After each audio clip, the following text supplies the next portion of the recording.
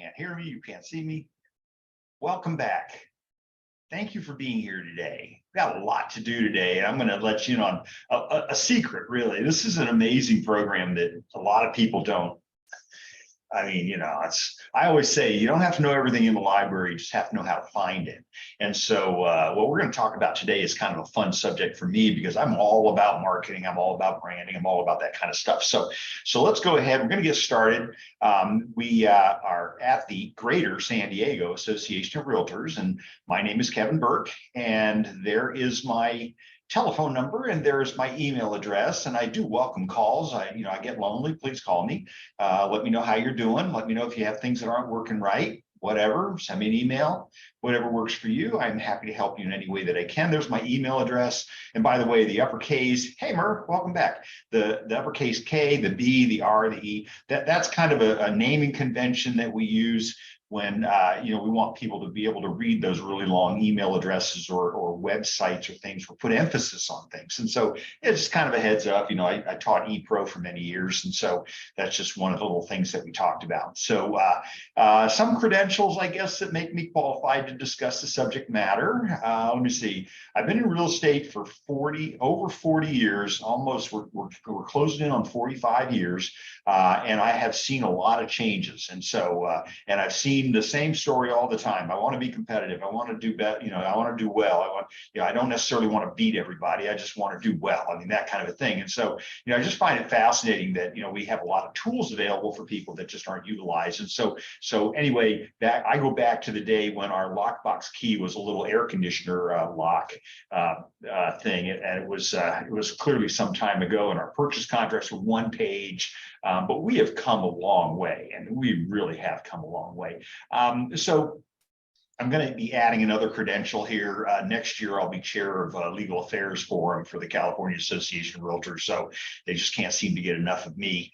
Okay, we're going to be talking about some stuff that's going to appear to be legal. I am not a practicing attorney. I have no interest whatsoever. I think attorneys work way harder than we do, and I think we make more money than they do, frankly. So I do trial work, testifying as an expert witness on the subject of standard of care. That's my specialty for real estate licensees. And frankly, I should probably take that out of there because it's a seller as well. Sellers, agents, their standards of care and what those are. And so agents' duties of inspection and disclosure, and then market conditions, of course, in San Diego County, those are going to be my specialties. And so conversation today, not intended to be a substitute for the advice of your broker, nor for that of your attorney. Please consult with them as appropriate. You're paying your broker to be there. And so, excuse me, and they want to hear from you.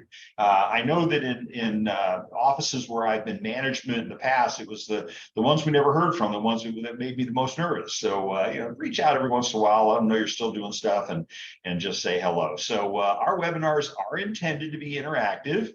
Please utilize the Q&A button, and some of you are really good at that, so please do, to ask questions or offer input. I do look forward to hearing from you. I really do, and especially today, because the subject matter we're going to talk about today is really kind of an interactive program, but again, a free program that nobody knows is there. Okay, so let's talk about that. Let's log into this here.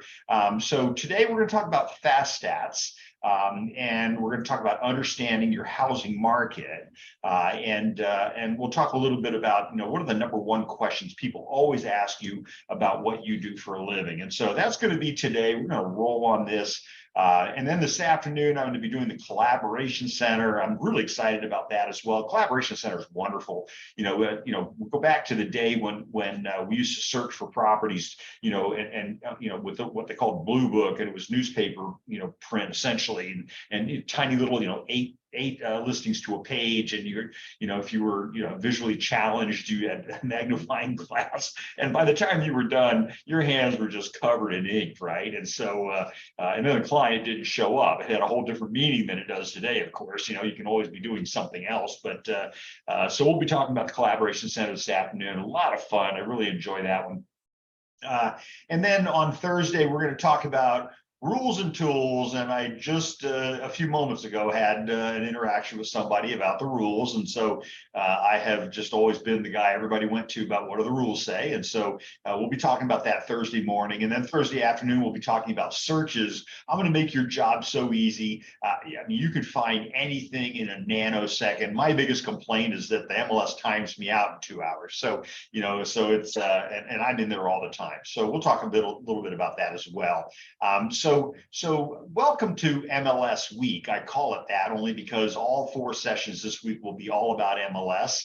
And today we're going to talk about member benefits. We're going to, thank you for joining us for Paragon, FastStats, and that's understand your housing market. And I think, and as we're going to go through this presentation, I'm going to show you a bunch of stuff. And so, but again, I'm excited to be here, and thank you for being here because I know you have other things to do with your day. And I'm looking at my list of celebrities, and I definitely know you're busy, so it's all good. Okay. So what is the number one question?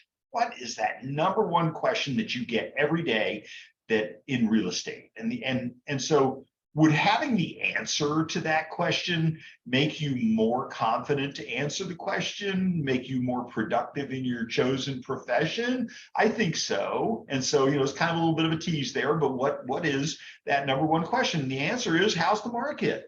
People are going to ask you that. Listen, you are in the line of work that everybody wishes that they would do, or wishes that they could do. Some of us are in it and we think we're just struggling for bare life, but others of us are doing really, really well. And again, I'm always here to help people succeed. I was productivity coach at a brokerage for many years. And so if you were making $1 million a year, I got you to 4 million. But I always found in my experience that the number one thing that people wanted to talk to you about was what you do for a living, okay? And they don't really say it that way. They always say, how's the real estate market? Or how is the market?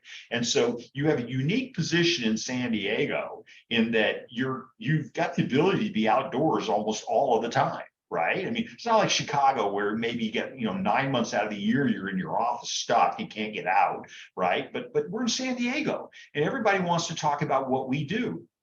And one of the things we're going to talk about today is how we are actually a microeconomy. We don't have a clue. We have no idea what's going on in the rest of the world, and we'll talk a little bit about that. So how's the market? That's going to be the question, okay? And so your response to that is going to determine how you're going to probably do with that individual that's asking the question, okay? And so you can be really positive about the market, in which case they're going to want to break on something, or you're going to be really negative about the market, which case they're probably going to talk them out of doing things. So, you want to level that and realize that a lot of times it's just a question. Okay. And so Linda and I talk about this all the time. Sometimes it's just a question.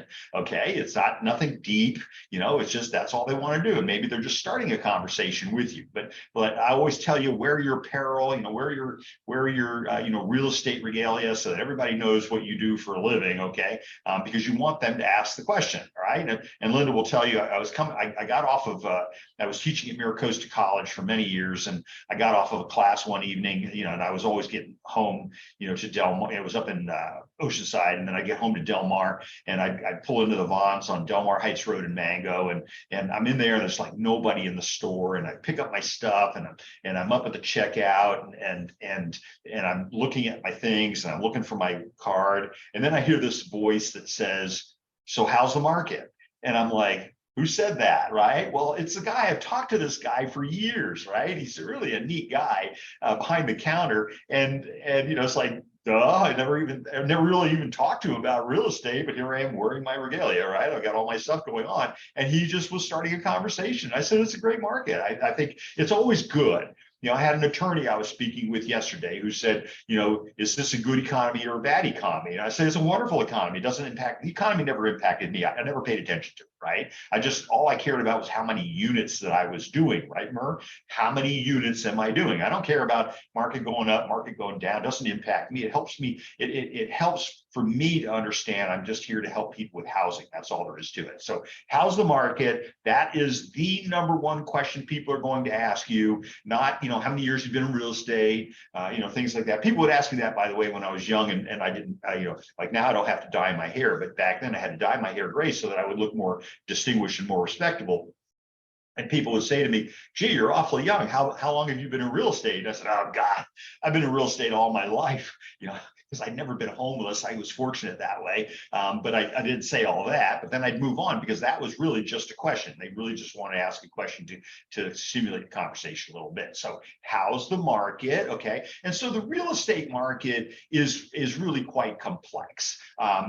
When you think you've got a handle on it, you let me know. Again, I do trial work, so I get in depositions, I get grilled on the situation of what's the market in San Diego County. And I'm going to tell you, it's a product of many, many different things, okay? And so let's talk a little bit about that. So San Diego is definitely a microeconomy, all right? And so we don't have a clue. There are people who say there's no life east of I-5, right? And so, and Linda's laughing because, she knows what I'm talking about. But it's just, we just really don't have a clue, right? Because the other countries in the world can have a real crisis going on, but San Diego's economy has always been fairly robust. I'm having people telling me it's a bad real estate market right now, and yet I'm seeing nothing but multiple offers on properties, and because we really do have a housing crisis. So don't pay attention to the media, pay attention to your thoughts and where you are on that. So I've been through 4 major shifts in the global economy in my 40 plus years in real estate, none of which impacted my production. And they shouldn't be impacting yours. Remember, that's somebody else's problem. I get it. Okay. I know I'm a part of it, but at the end of the day, I need to keep moving forward and keep doing transactions. And so I've just never paid any attention to what was going on in other parts of the country, much less other parts of the world. Okay. So it's important to differentiate yourself in any market. What are you doing to set yourself apart from the rest? And what are you doing to lead the pack? Okay. And so since we know that they're going to ask the question, be prepared for the answer. Remember, how's the market? All right. So, well, I just happen to have the answer right here. Okay. And so, today I'm going to show you how to create your own free branded marketing piece. All right, to answer the question for people. And I frankly think that this is one of those things that you should be carrying around with you. People, listen, there's somebody is always out there trying to sell you something. And you all know I'm not here trying to sell you anything. I don't have anything to sell you other than, good attitude. That's all I've got, right? But, I'm not here trying to sell you something. And so, but everybody's trying to sell you something. So we're doing newsletters and mailing pieces, and we're just doing all kinds of stuff, and we're spending a fortune, and we want to be careful that we don't go broke while we're doing all this. All right. So, but let's take a look at something that has a good price on it. And that's called free. All right. And it's provided to you by your Greater San Diego Association of Realtors. Right. And so we're going to talk about Paragon FastStats, okay, understanding your housing market. And look at that, I jumped ahead. So I didn't have the part in here that I was supposed to do my segue. Let me go ahead. I'm going to go ahead and open up the other windows so that we can take a look at the website. So I'm going to take you over here. Close. Okay, so this is the main page for the San Diego Association of Realtors. You see right up here, sdar.com.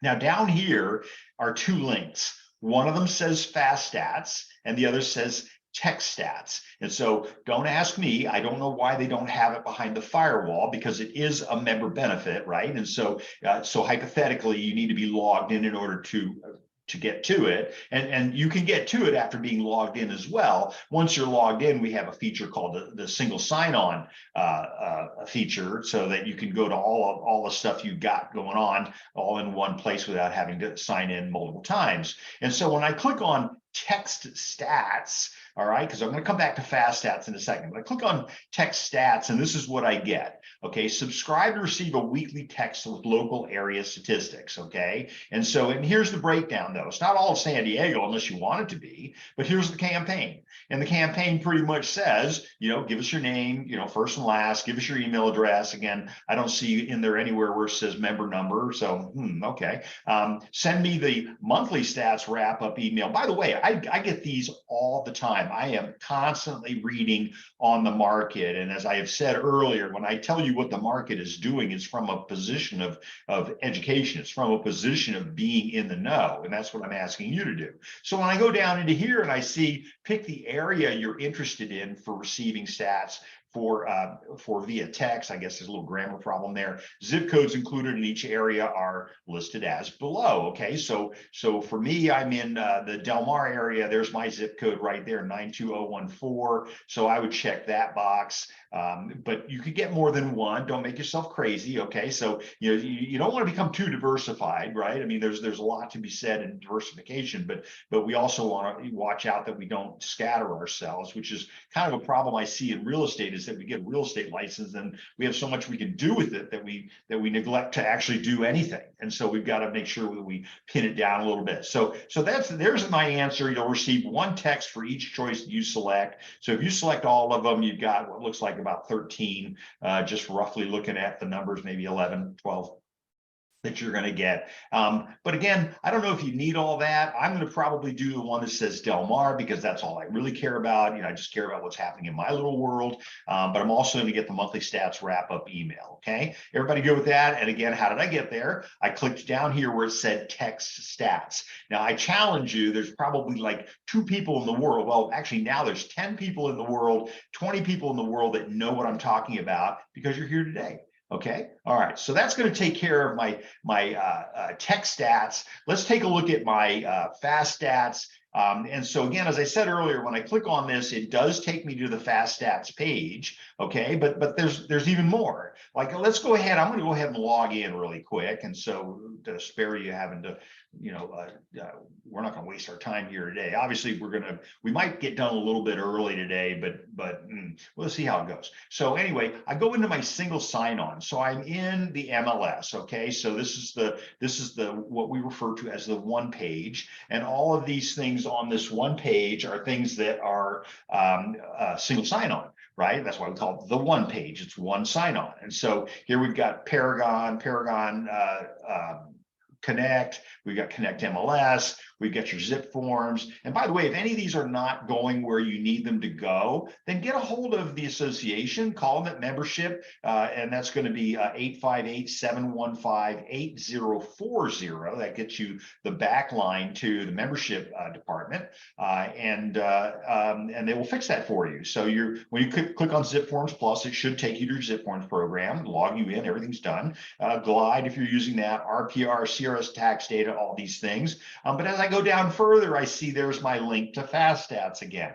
So I can click on FastStats again, and it's going to take me to the same place that I was at before. And so this one says not secure, by the way. That was the one where I logged in from the home page. But this one does say secure. I'm going to tell you it probably doesn't make a difference, but I kind of like the secure part of things. It just makes me feel secure, right? Okay, so is everybody good with that? I wanted to show you that. I'm going to close out the front page, get rid of some windows here. Questions so far? Anybody for me? Questions? I'm going to grab a little drink of water really fast. Shocking how much water we go through. Okay, all right. So let's go ahead. I'm going to click on FastStats. It's going to take me to the FastStats page. And this one I do happen to be behind the wall. So I'm okay with that. All right, is everybody good? Okay, so let's take a look at it. I want to show you a couple of things about the program. And so unfortunately, a lot of the explanations have somehow gone away, and I don't know why that is.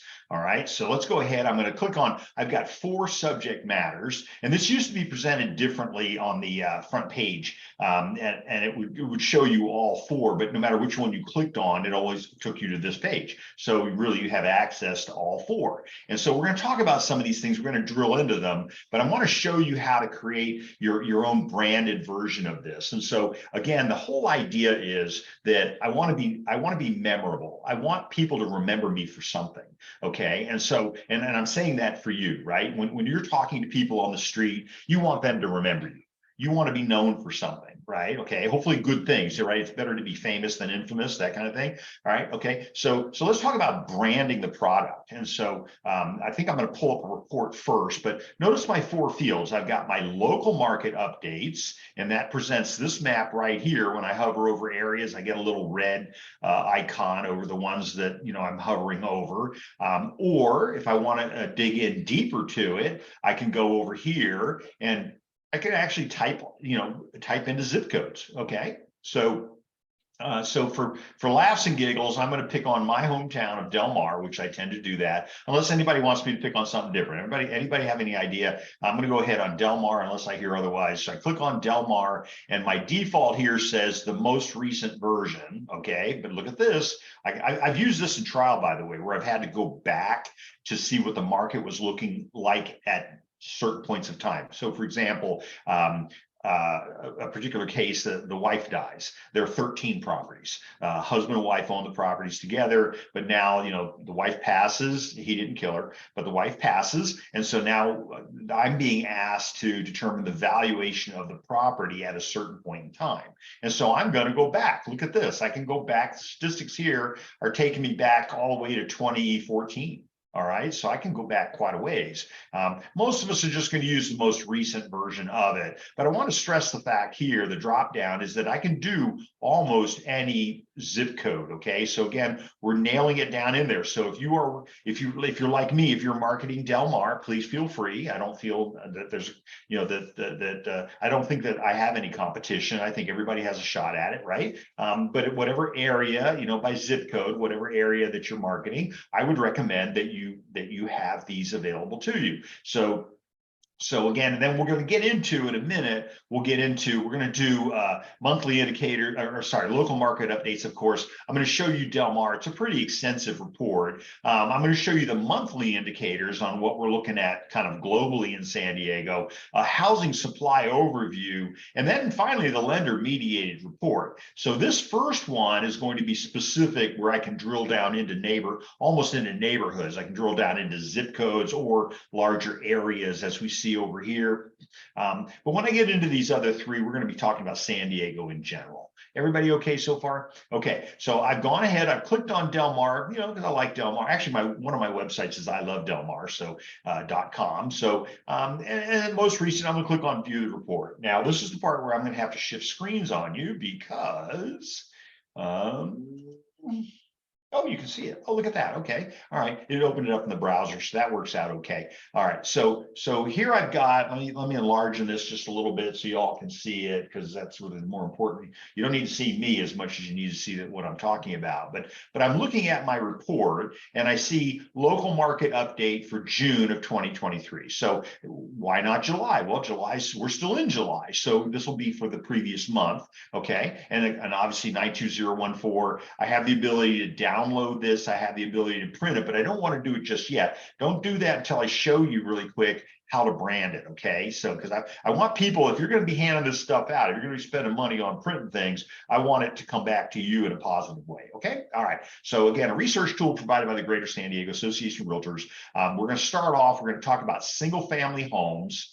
Okay, and so and look at my metrics here. So we're talking about single family homes, and again, this is 92014. I'm going to block that out just a little bit. And so we're going to talk about the month of June, some key information about Del Mar properties in the month of June, and then we're going to talk about year to date, what's been going on year to date. And I'm going to show you the market is not what the newspapers say it is. Okay, and so that's one of the first things I ever learned. I remember the LA Times calling me and asking me for my take on the racing season and what impact it had on the local economy. And I remember saying to the reporter, I'm not going to give you the interview. And they said, why not? And I said, because you print crap. And excuse my language. Okay, that'll be something I'll edit out of the final version of this.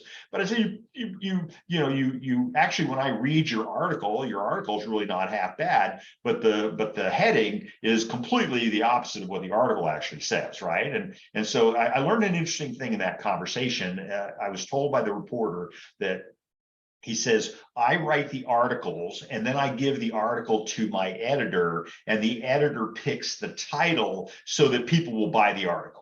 And I thought, oh, I get it. It's all about marketing, okay? And so really the heading on it is the one I'm going to ignore. I'm going to read in there, and I'm going to find usually the last paragraph is the one that's most substantive, okay? The one's going to make the most sense. Does that make sense, everybody? I mean, I just learned, this is an amazing thing. And I learned this at a time when I was also running for city council. And so I was very, as I tell Linda, I was successful in not getting in. So I was really, oh, thank you, God. I got enough going on, right? right? So so we're going to be doing the single family home. We're going to look at new listings, pending sales, closed sales. And again, this is by area. So we're just going to pick on Del Mar, but you can apply this to any area wherever you are. Claremont Mesa, La Jolla, I don't care, Oceanside, whatever. Okay, so we'll talk about all those things. And then we're going to have the same metrics down here to take a look at what townhouses and condos are doing. Okay, again, June and then year to date. And so the good news is, June's probably the best month to do this, right? Because we're halfway through the year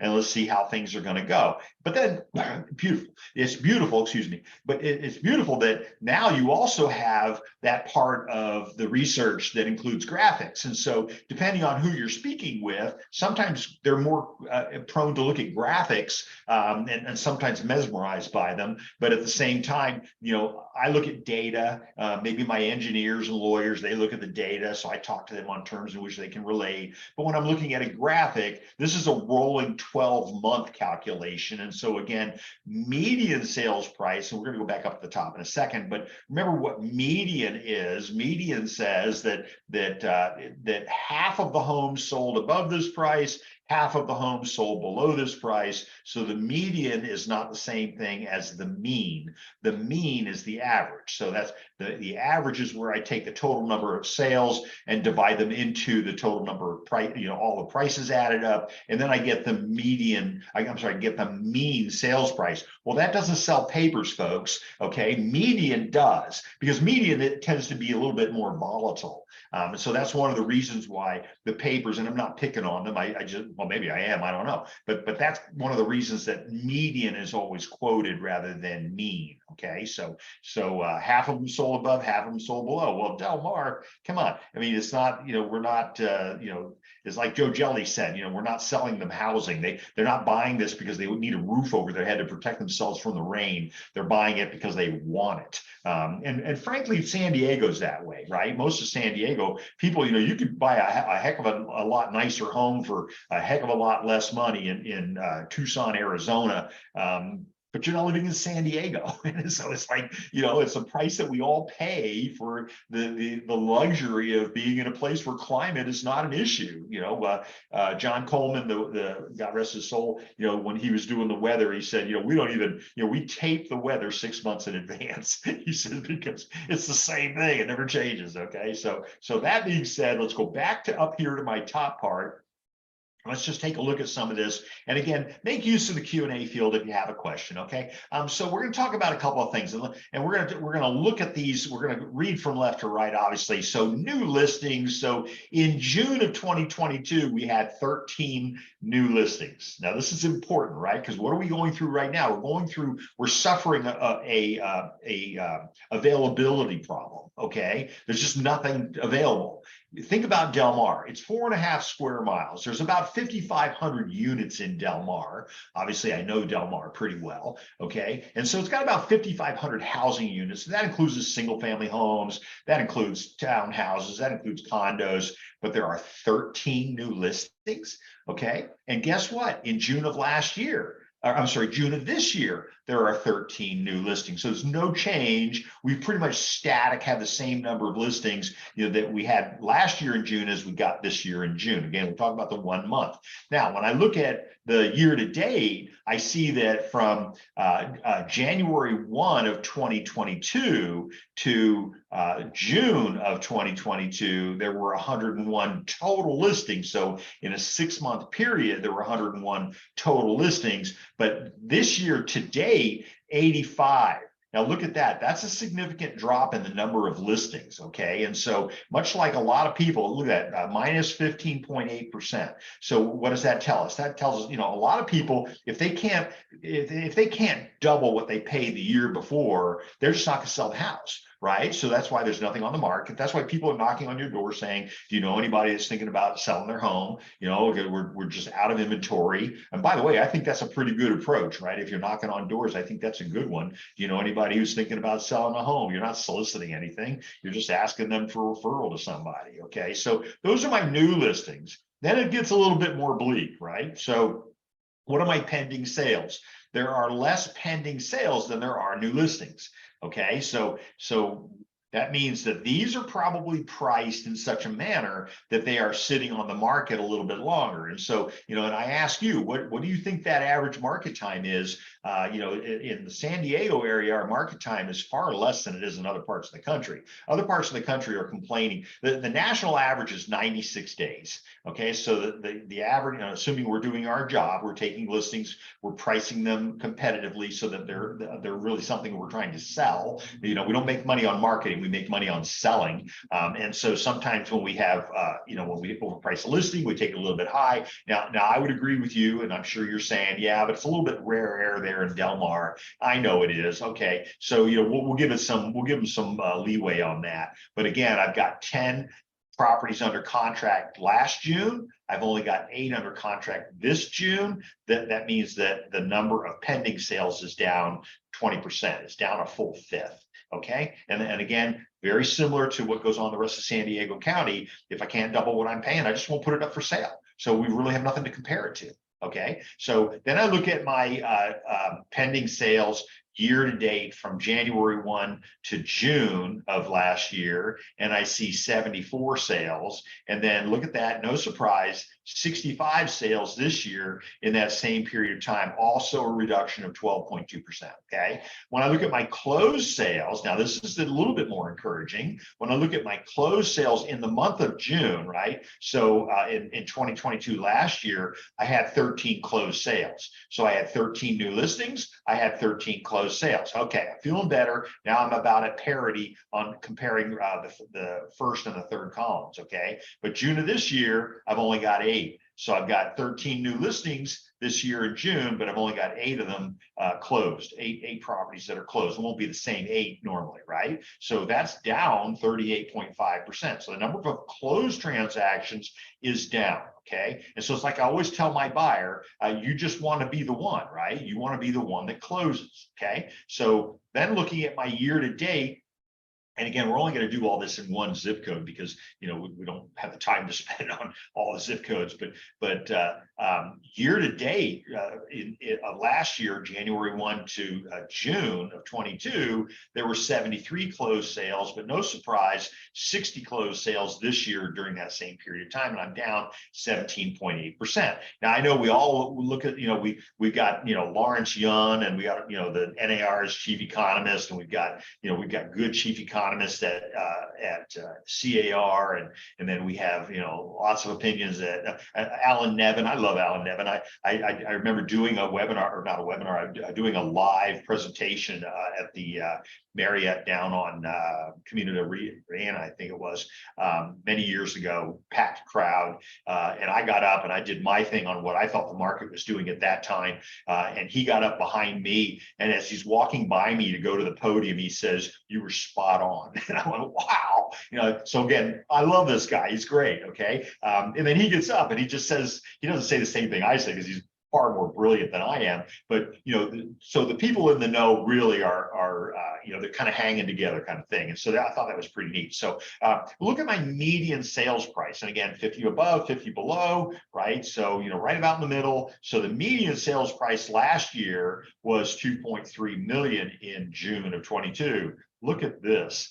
The median sales price in June of this year is 3.652.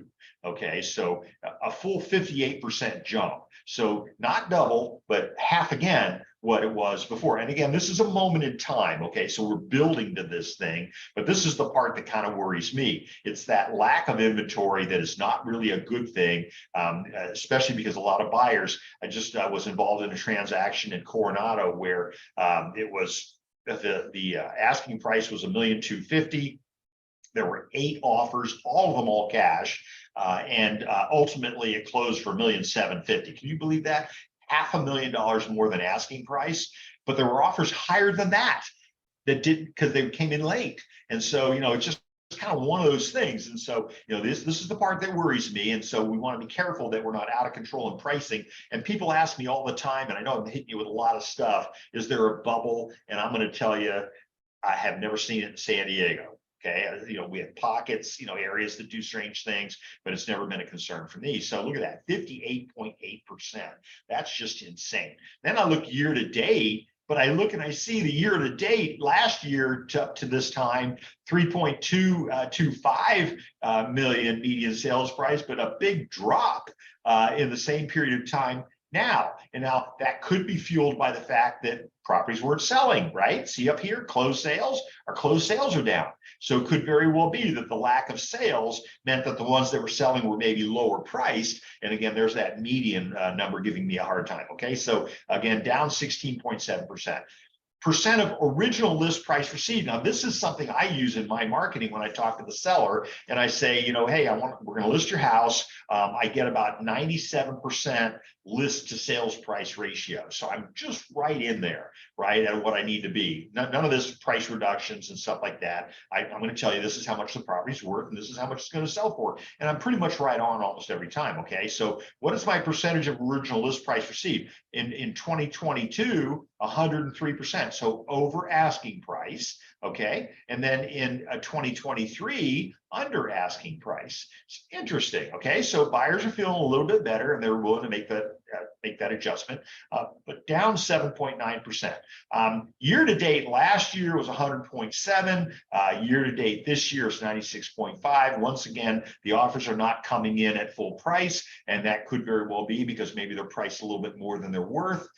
No surprises there. And by the way, I have a lot of cash buyers myself. I've never seen this much cash in all my years. Over 38% of our market is cash. And so I've just never seen this kind of cash. It's crazy, right? But yet they get appraisals. And so a lot of sellers agents are really shocked when the cash buyer orders an appraisal and then gets to renegotiate because it's not worth as much as it is, as much as everybody thought it was going to be worth. We do our best, right? We're not trying to hose anybody, but it is what it is. Days on the market until sale. Now, this is scary, right? In 2022, 13 days. In 2023, 56 days. So here's less than half a month.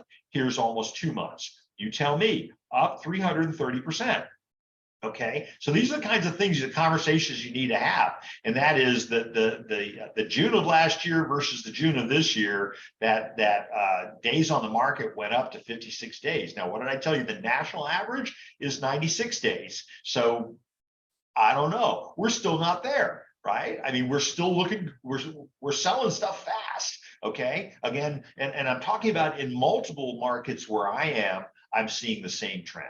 Okay. All right. So year to date last year, 38 days on the market, but only a 2-day increase year to date this year. Okay. And then so I'm more confident with this number. I like this number rather than just isolating it to 1 month. Okay. All right. Inventory of homes for sale.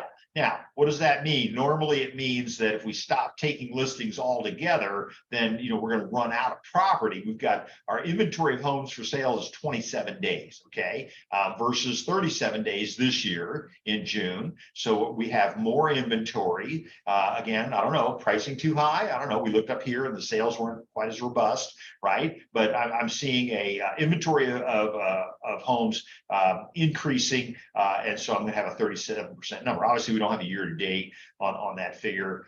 Same thing with monthly supply of inventory. We've got 2 months of inventory, the monthly supply of inventory, which is good, but 4.4 is even better. So, we've got a little bit more breathing room. They're not selling for quite as quickly as they were before, but that's also an increase of 120%. So our monthly supply of inventory means we can completely stop taking listings and we're going to have inventory at least for 4 months. Okay.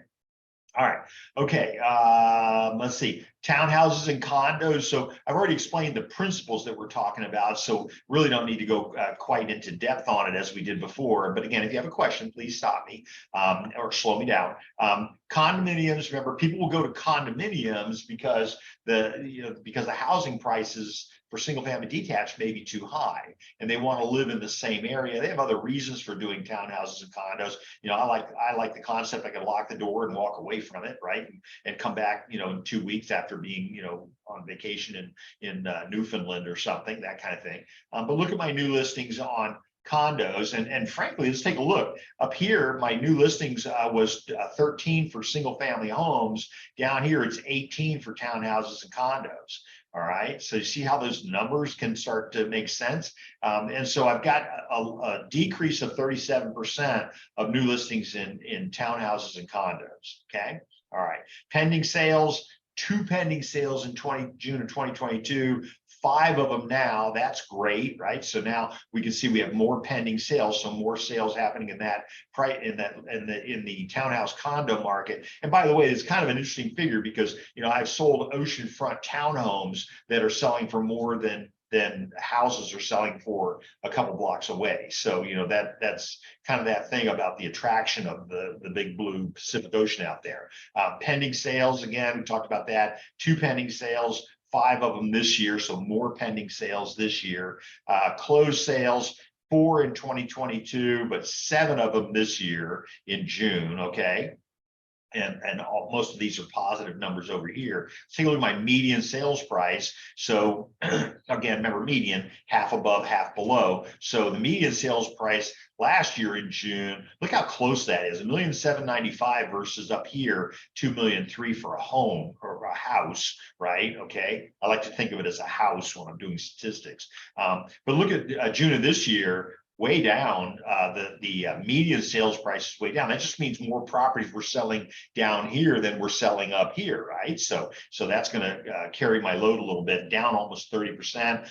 Year to date last year, $1,500,000 was the median sales price. Year to date this year, $1,200,000. Again, not as bad a decrease in the median sales price, but again, the newspapers love that median figure because it's a little more volatile. Okay, all right, and then again, percentage of original list price received, 103%, right up there at 104 for single family home, and then down here they're still getting 99.9%. Because it's affordable, right? I mean, I don't know. I remember the first house I sold in Del Mar was $250,000. So obviously, clearly, that was very affordable compared to today's number. Today, that's the cost of a nice car. So down 3.4%, year to date, up 103.9%. Last year to date this year at 98.7%. So pretty close. All of these for the townhouses and condos are all really close to 100%. Okay. All right. Days on the market till the sale, 24 days last year, 23 days this year. I'm good with it, right? 22 days year to date, 31 days so far this year, which means taking a little bit longer to sell. And again, are interest rates having any impact on that? And remember what I always say, cash doesn't care about interest rates, but cash does care about opportunity costs. Could they be spending their money someplace else and make more money on it, or are they buying this because they want it? Okay, all right. Let's see, anything else here? Monthly supply of inventory, 1.3 months for my townhouses and condos versus 2 months for my houses, 2.3 months for my this year.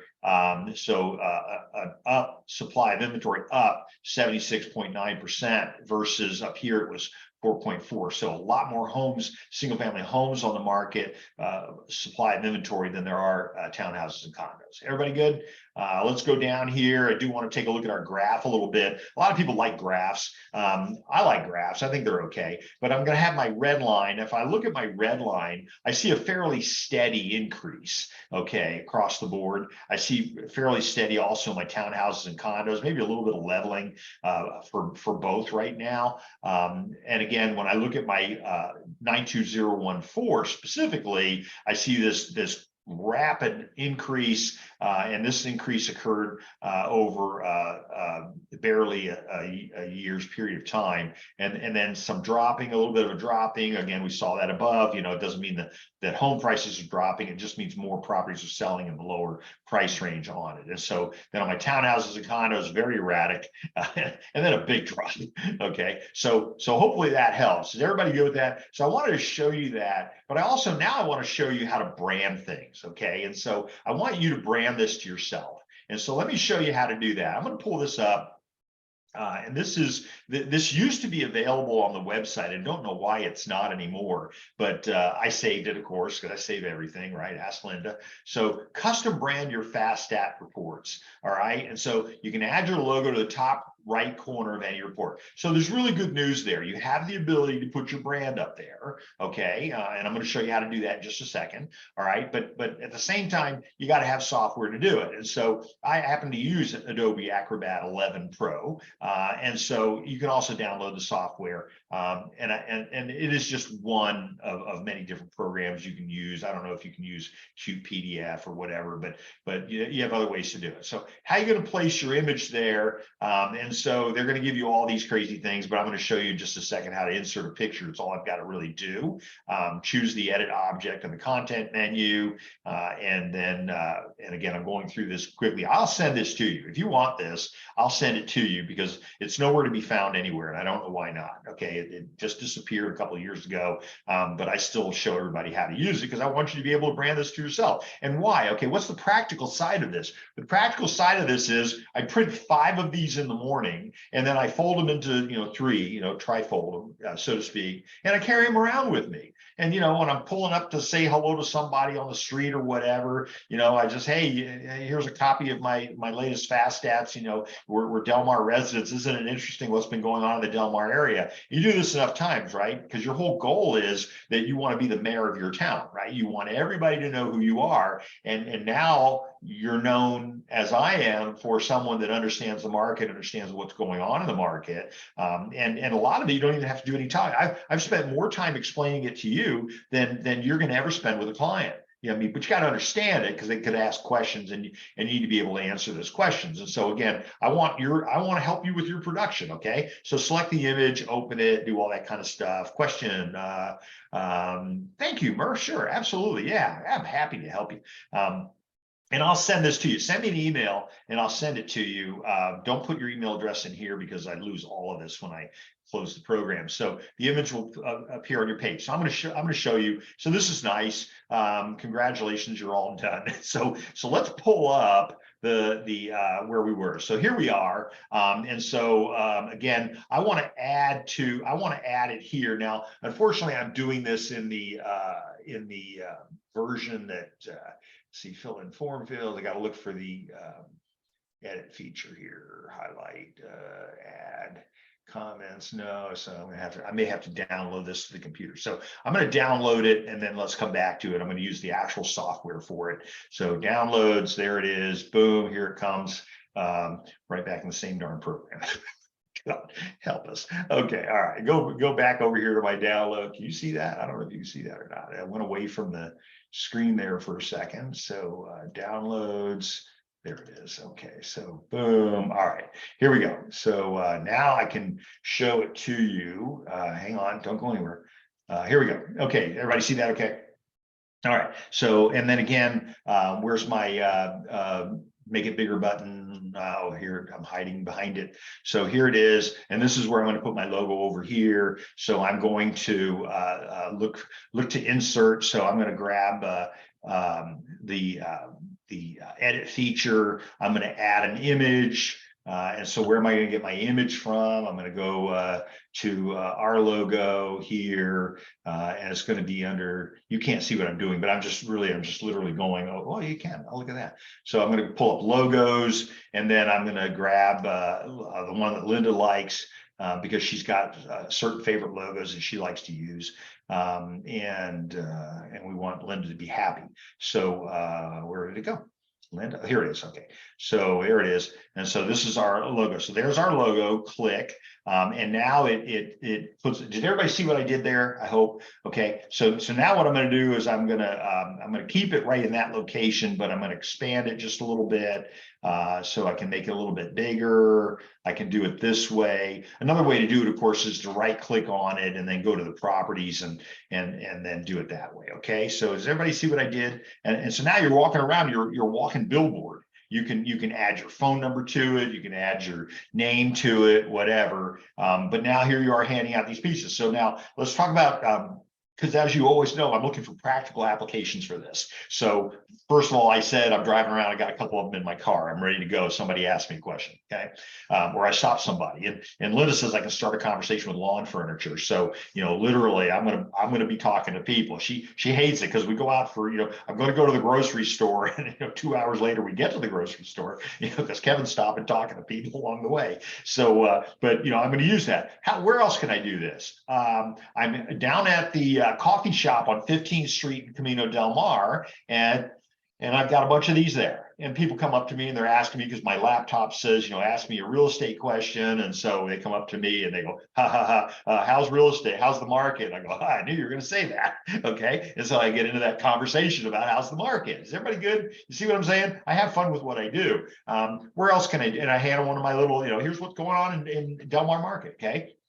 What else do I got? I've got open houses. I really think you should have these at the open house. I find that people really don't care about the flyer, about the property. And I'm sorry if you spend a lot of money on flyer software and stuff like that, but people don't really care because they're looking for a reason to eliminate the property. Much like when they read the newspaper article, right? When they're reading the newspaper, they're going through. They don't want to go look at 6,000 properties, so they're crossing off the ones that don't meet their criteria. Like it's 25 million and they can only afford to go to 24 million, right? Or it's 8 bathrooms and they need 10 bathrooms, or it's a 1-bedroom condo in Del Mar for $2 million. And it's like, I can't do that. So, but the same principle occurs when they're reading the newspaper and they're crossing off stuff and getting rid of things. And the same thing is when you've got your flyer at your open house, something in your flyer says no. I don't want it. Okay. And so I never have flyers at open houses. I'm totally against it.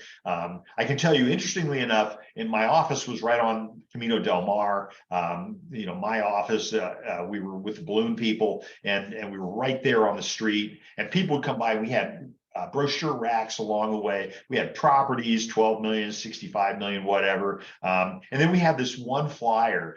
We had these, by the way, but we also had the one that says, why rent when you can own? And these were my two hottest sellers. I mean, people would just come by and they would take those. At the end, I was restocking these all day, but the ones with the houses in them, they really didn't care about that, right? I mean, they know Del Mar is expensive, but they want to know what's going on. And so that's why this was so productive. So, maybe at your, open house, I think this is a good thing. You can have these laid out versus your CMA. As you know from, I think I'm doing winning listing presentation next week, but I never leave the CMA out on the counter at the open house because people will take off with it, especially if it's my only one. So I always tell you, put them in a slip sheet, put them inside of a binder, so it's obvious that this is something that's going to stay here. Okay, so does everybody see what I'm saying? So I mean, I don't know. Think about it. What other applications would we have for this? Obviously, when I'm driving around town, obviously at the car wash that I'm sponsoring, obviously at the coffee shop where I spend a lot of my time. I don't even drink coffee, right? I drink tea. And so, but I can rent that space, by the way, for what is it? I don't know. How much is it now? I don't even know. My phone just takes money out of my bank. So, and all of a sudden I've got, I've rented a space for $3.85 for all day. So I don't know, that sounds like air conditioning. It sounds like pretty good money, right? Okay. So, and they're already bringing people to me, right? I mean, people maybe don't know I'm there, although a lot of people do know that I'm there, but people don't know that I'm there. They come there for the coffee and then they realize, oh, there's Kevin. Okay. So this is what I want you to do. I want you to start being the mayor of your town. Okay. And so that's why I showed you this. But the neatest part was, here's my logo. If you don't have a logo, send me an email. I've got people to help you create logos.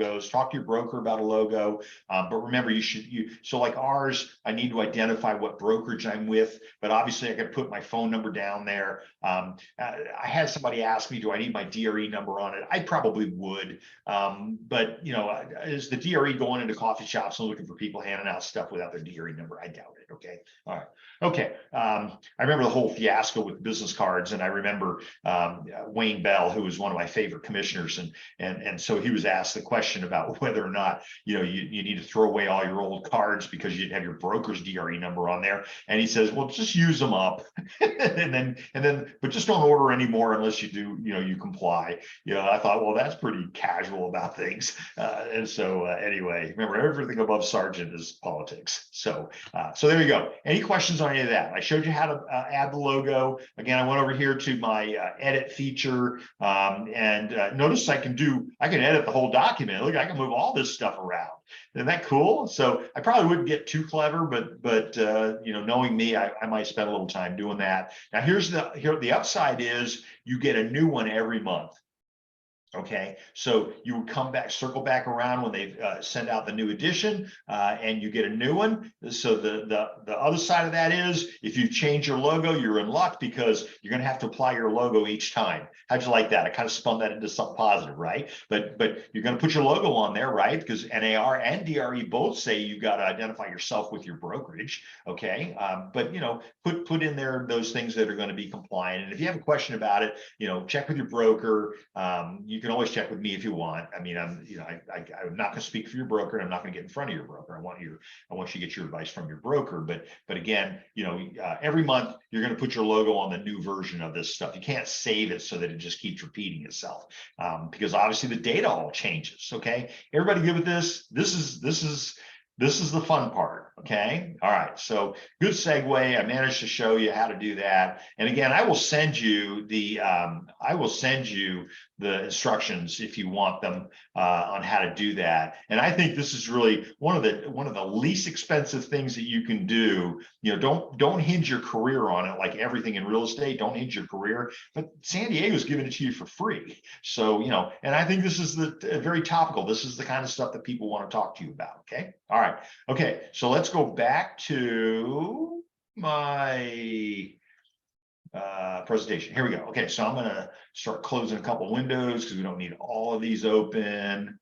Boom. And now I'm in the wrong place. Look at that. I think I closed too many. Oh, there we go. Okay. All right. So we are in the FastStats program. We just ran the blue features. Again, I could go over here to Central Coastal and then drill down, keep drilling down and getting to the same place, right? Here's La Jolla up here.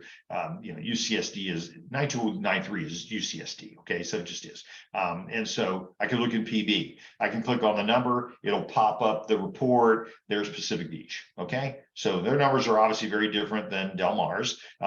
They're still expensive. Okay, everybody good? All right, so let's go back over here to so I wanted to cover the local market update, and then you see that you can click on any of these links and get the bigger picture kind of thing. If you're wondering what's going on out in Borrego, then East County, all that, El Centro and all that, you're going to be covered. Okay, everybody got it? You got some natural boundaries here, right? You got Pacific Ocean, you've got Mexico, and you've got Pendleton, and that's Pendleton, and tends to make a pretty good break before you get up into Orange County.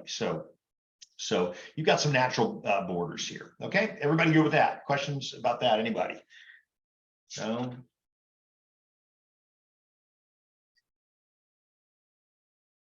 Okay, so, and again, and make a note up here, dig deeper into specific cities and neighborhoods. So 91941 is La Mesa, Mount Helix.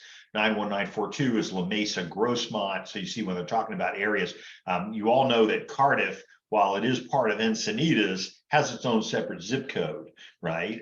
But City of Encinitas services. So Carlsbad, they broke it down into 4 sections. I remember when Carlsbad was only 1 zip code, but we've bifurcated it, right? Because we've grown, we've essentially got infill. So our coastline goes this way, our 15 goes this way, and so as we go further north, there's more space in the middle, and we have been filling that all in over the last 40 years that I've been in San Diego. So it's not a surprise to me, where we are. Escondido, I've got 1, 2, 3 zip codes there. So it's going to break them all down. Everybody good? Oceanside, if you're working Oceanside, 1, 2, 3, 4 zip codes there. But it's going to go all the way up into Paula and Palomar Mountain and all of these places. And we've just sold a couple places up in Palomar Mountain. So Hillcrest, North Park, City Heights, all that kind of stuff. Everybody good? I'm going to move on to the next one. Seeing no objections, let's take a look at my monthly indicators. So I'm going to click on my monthly indicators. And again, here I have only the choice of San Diego County. So what's going on in San Diego, right? So this would be a second publication that I would maybe print if I wanted to have it with me. Maybe I staple four of them together. I don't know. Most people aren't going to ask you about lender mediated, but I'm going to show you some really interesting information when we get there. But let's take a look at so again, an overview of key real estate trends, and it didn't make any sense to do them by locality. We're going to do it by San Diego County. We can look at the most recent period. We can go way back, as we said earlier. Let's go ahead and run that report. And there we go. Okay, it pulled it up for me just fine. Let me see if I can make that a little bit bigger for y'all. Okay, so here's my monthly indicators. Now remember, my other choices are going to be housing supply overview, so the big picture in San Diego, and then the lender mediated report. I think you're going to be interested in what we're going to come up with when we look at that.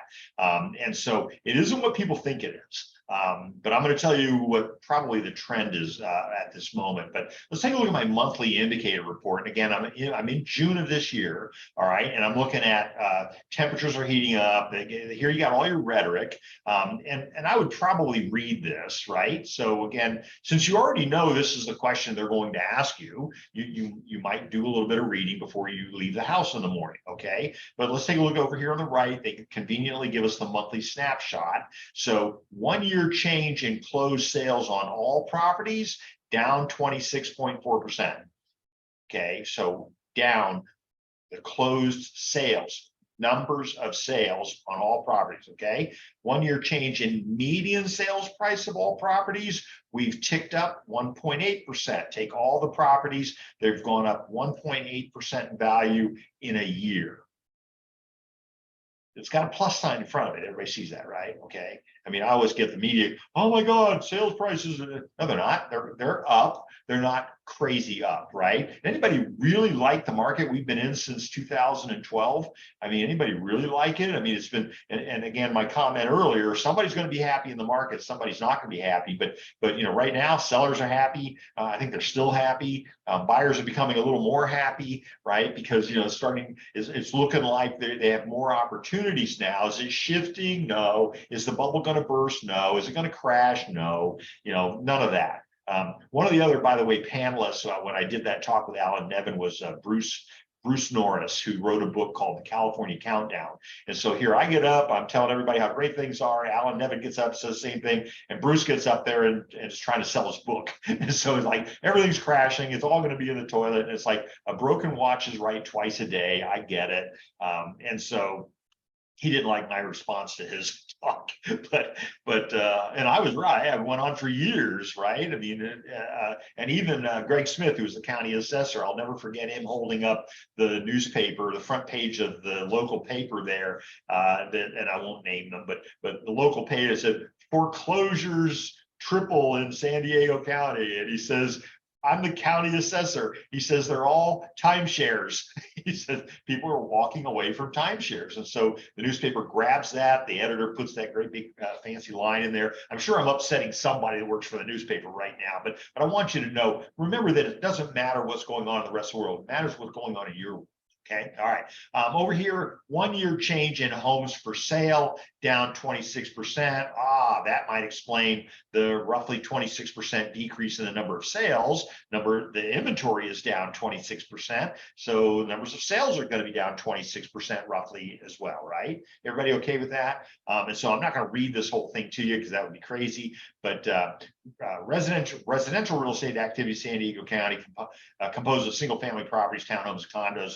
Percentage changes are calculated using rounding figures, of course. All right, so your rhetoric is over here. So if you want to understand what they're talking about, there's a couple of interesting points. National existing home sales climbed 0.2%, right? From the previous month, but we're down 20% compared to the same time last year. So, you know, we're in a roller coaster ride. It's not, you know, the market's not in the tank. You're not going to be buying. I have people call me up. I'm waiting for prices to get down to $100,000 ocean front. Anybody here think that's going to happen? Okay, not going to happen, right? So fluctuating mortgage interest rates. Remember, mortgages only matter to people that have to get a loan. I'm not being, I buy things with mortgages. I've got Linda just bought a house, 6 and 8. I mean, I've got another house that's 3 1/4. And so, it's like, why would you buy for 6 and 8? Well, because you want housing. And guess what? What's the difference in payments every month? That kind of thing. And then the tax deduction and all that kind of stuff. Okay. Closed sales decreased 27.6% for my detached homes, 24.2% for attached homes. So remember earlier we looked at Del Mar. Now we're looking at San Diego County. Okay. All right, inventory decreased 27.7% for detached homes. Inventory decreased 22.7% for attached homes. And that's going to be consistent with the rest of the information that we have. All right, so let's see, median sales price, again, up 2.5% to $1 million. So now our median sales price in San Diego is $1 million for detached homes and 650 for up 2.8% to 650 for attached homes. Days on the market increased 20% for detached, increased 11. So in other words, they're staying on the market longer for detached. Could be a pricing issue, right? And 11.1% for attached homes. Supply increased 5.3% for detached, but it went up even more, 14.3% for attached homes. Okay, and then they give you the nationwide breakdown again, which is what I like to look at to keep everything in perspective. Okay, total housing inventory nationwide increased 3.8%, and we need new construction. We need new housing for people versus some areas that have no growth policies. And so at Del Mar, for example, there's really nothing to build. There's no room anymore. It's all been taken up. Okay, PV, very similar, very few vacant lots for production. Certainly for subdivisions doesn't exist. Okay, so total inventory increased 3.8% from the previous month for 3 months supply at the current sales pace and price. Shortage of homes for sale has kept prices high, and that's part of that. Sellers pulling back and say, I'm just not going to sell my house. And so buyers are coming in and they're willing to pay a premium to get anything. They don't care. Okay. So anyway, good reading. You should take a look at that. As the demand continues to outpace the supply, which is what's going on still, properties are selling quickly with the majority of homes listed for sale in the market for less than a month, and that's nationwide. Okay, so we're not outside of the realm of possibilities. We're seeing that same kind of thing that we're seeing in other parts of the country. Okay, again, San Diego, we're going to start at a higher level. Okay, so let's take a look at my graphs. And again, I always tell people, listen, when you're think of your audience when you're going to be talking. Some people love graphs, some people love data, some people like to make graphs out of data. I have actually sat with people who would literally take the numbers and plug them into a program to come up with their own graph. And I'm like, got it, it's right here. Okay, but some people are like that. It's okay. I'm all right. Can I do that? I don't know how to open Excel, so it's okay. All right. So for detached homes only, all right. Again, here are my numbers, my new listings. Here they are back in 2021. Boop, big drop. So 12 at the end of the year, they went way down. December historically doesn't have as many transactions. People buying in December, usually buying, for tax reasons or whatever. And then boom, goes way back up again, middle of June, and then way back down again for the following December. So you see a pattern there, but then quite a bit of a leveling over here. So again, 622. 2,864 new listings, 623, 1,642 new listings. We're talking about total in San Diego County down 42%. All right. So again, a larger number than what we saw just in the Del Mar area, but you have less properties to deal with. Okay. And then my year to date down 38%. Pending sales, that's a bit of a ride too, right? So pending sales, the month to month is down 6.2, but the yearly down 26%.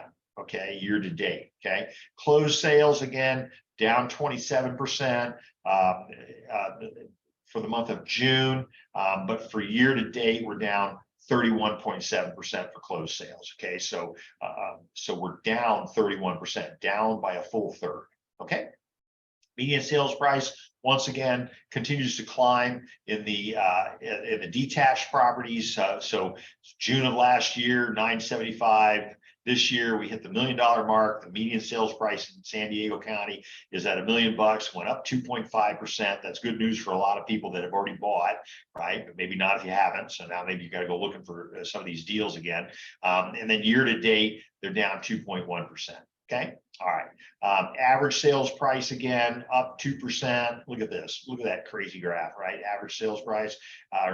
So remember, that would be my mean sales price. All right. You notice it's a little bit more volatile than the, median sales price is more volatile than the average sales price, average being the mean sales price. Okay. So down 2%. Up 2% average sales price June to June, and then but year to date till June down 2.4%. Okay, but look at these sales prices. That's nothing to that's a lot of money. Okay. Dollar volume in closed sales, percentage of original price received. So in other words, how close do we get to asking? So in June of last year, this is all San Diego, we're getting more than asking. And then even this year, getting more than asking, down by 0.1. I don't think that's anything to scream about. And then over here, year to date, getting 104.8%. So over asking by almost 5%, but down year to date this year. Okay, so people are there's more negotiations going on. Okay, and we're talking about final sales price, not what they go pending at. Okay. Days on the market up 20%. So days on the market is still 20 days, folks. Okay, 24 days this year. So increase in days on the market and up 20%. Year to date up 70%. So certainly more than at this time last year. So that's evidence of obviously the change in the economy on that. So let me see here. Housing affordability. Housing affordability is really interesting subject. So essentially, the number of people that can purchase a home, they have a job that allows them to qualify with 20% down, and that's kind of how we come up with our housing affordability index. And so historically, San Diego County has not been really high. I've seen it in the 50s, right? I remember doing an interview for Fox News back in 2001. And believe it or not, we had a crazy market then. We were working our way to 2003, which was probably one of the hottest markets we ever had.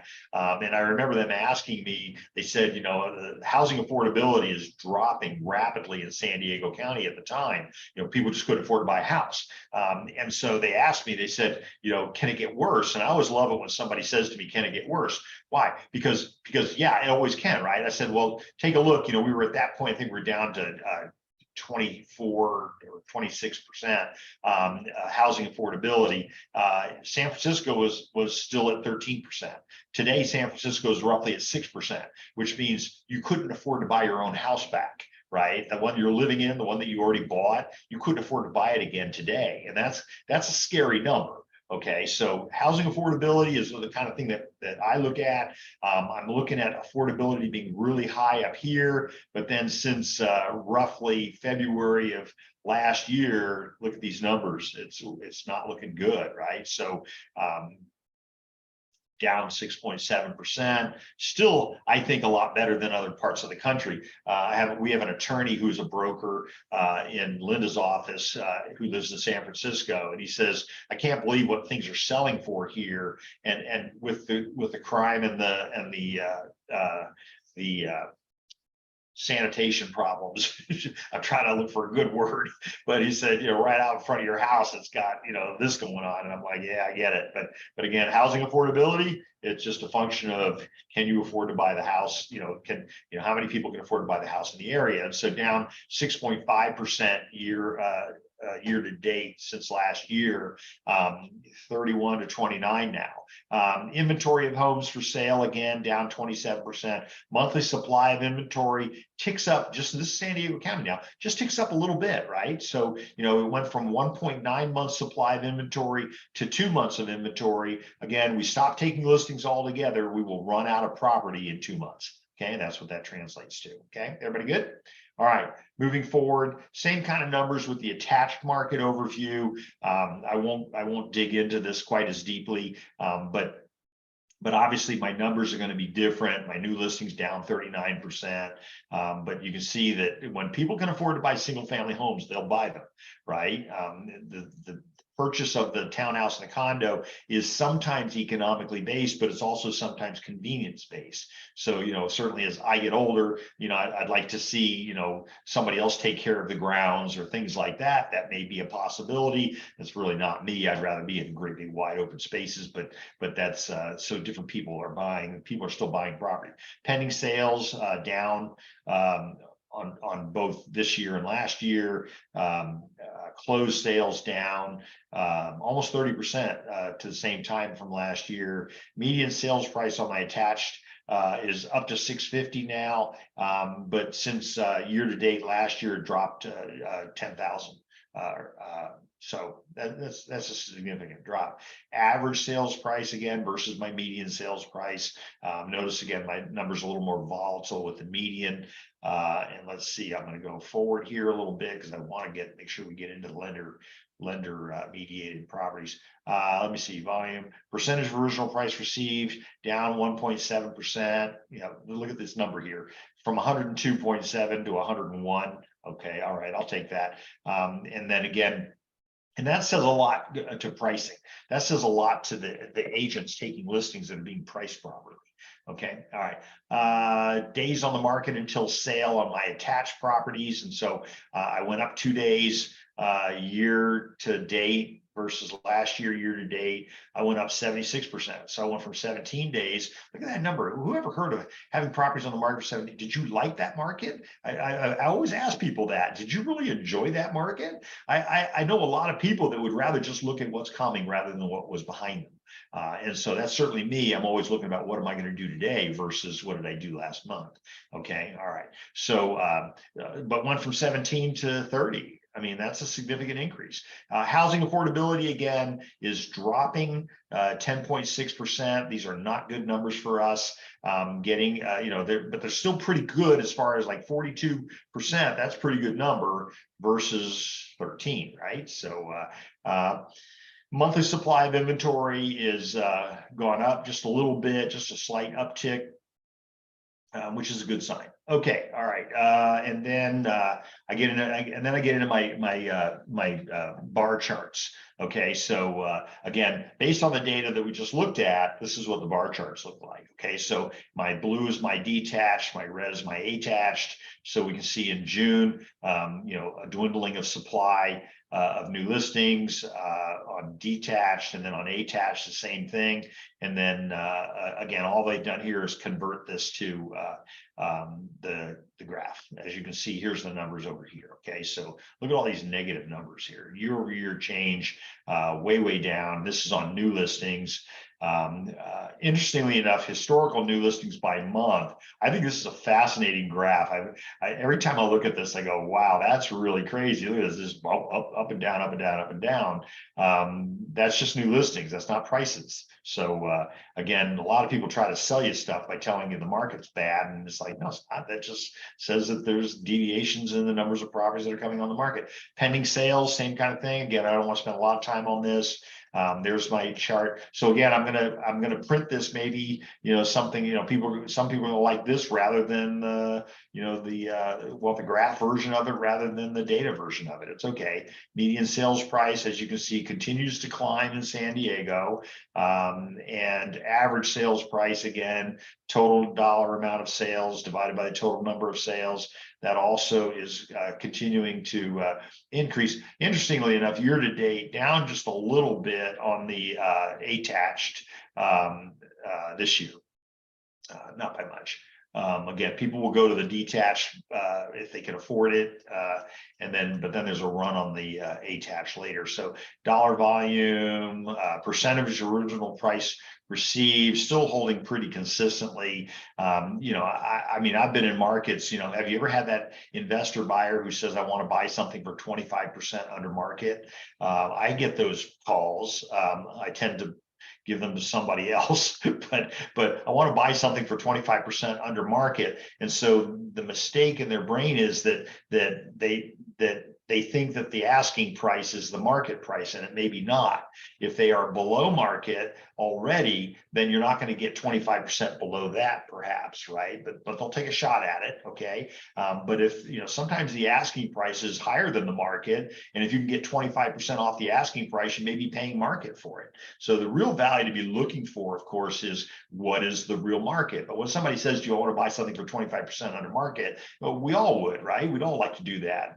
That's certainly the true flip, right? Is the one where I can make 25% of my money, obviously not including cost of sale on the resale. Does that make sense? I stopped taking those buyers a long time ago. Anyway, and look at this historical percentage of original list price received. It's pretty consistent in San Diego County. Days on the market until sale. There's my graph. And so those numbers are still going way down. Housing affordability again, inventory of homes for sale, month supply of inventory. So it's ticking up just a little bit there. At the moment, obviously we had a big drop. And then finally, my total market overview. So again, take a minute to look at these numbers, and then obviously statistics are meant to be manipulated. That's just a truism. So, see, how they work for you, at least be able to understand it to a limited extent. And again, I want to caution everybody that remember, and I always tell people this, they say, well, you've just told us everything that's going on in the market. And I go, well, that's correct in general terms. Can you tell me what's coming? And the answer is, and I always tell them this, I say, well, I've got this crystal ball, right? But the batteries are low, so I'm not really sure. I really can't tell you what's going to happen. And so you and I need to be really careful about telling a buyer, and I've seen people do this, where they tell the buyer, buy this property, you will make this much money when you sell it next year. I would not be doing that. We have a form called an MCA, which is the Market Conditions Advisory Form. You need to make sure and have your buyer sign that form, and it says, I don't know where it's going, right? And I don't know where it's going. I know where it's been, right? I can pinpoint, where it was in July of 2013. I can do that, but I sure can't, I can't tell you what's going to happen next year. We've seen a lot of historical things happen. A lot of big things happen right around the election, right? So the national election will impact a lot of what's going on in our economy. So but our market in San Diego used to be seasonal. It used to be that the spring, the winter into spring was the hottest time in the market, and that we could pretty much anticipate the last quarter to be completely dead. That hasn't been the case in decades. I mean, it's just we have a decreased number of sales between December 25th and December 31st. Okay, but there are other factors that are causing that to happen. So be careful what you tell your client. You want to be clear, give them data. The trend is this way. So let's take a look at our, those were our monthly indicators. Let's take a look at our housing supply overview. And again, I've got a San Diego report. So I'm going to look at the most recent one. So monitor San Diego's housing supply.